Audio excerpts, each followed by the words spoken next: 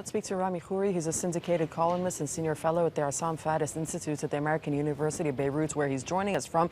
Good to have you with us on the News Hour. So why would Al-Qaa be the target of at least 7 attacks? And what's the message being sent by those who attacked Al-Qaa?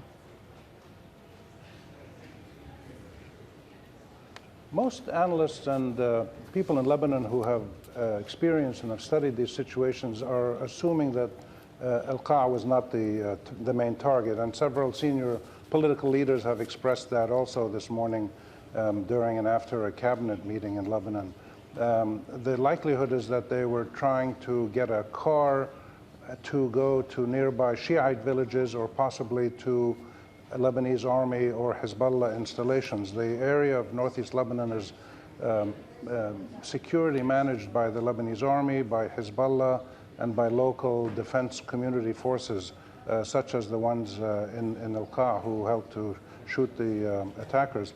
So the assumption is that they probably were going after some other target, but they were caught, identified early, and stopped and blew themselves up because they had no other choice. The interesting thing is, why would they then send another wave of suicide bombers, which was not any more successful really than the first one?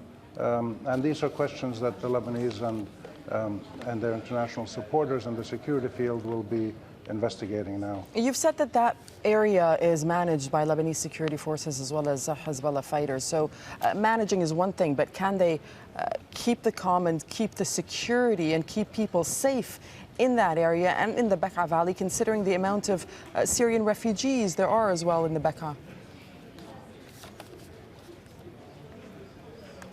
Well, this is a big question that everybody's discussing now in Lebanon.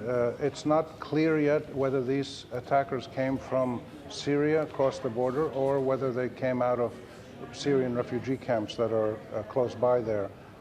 In either case, the Syrian refugees in Lebanon are going to bear the brunt of the backlash politically, for sure. There have already been calls, even among cabinet ministers this morning, that the Syrians have to go back to Syria and find refuge in their country.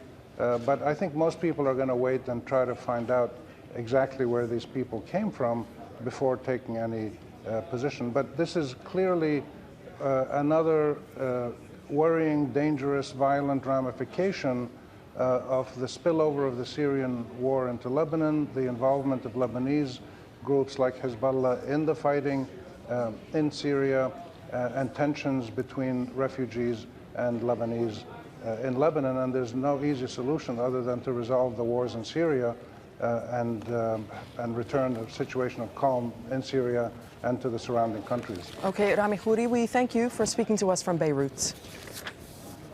Plenty more.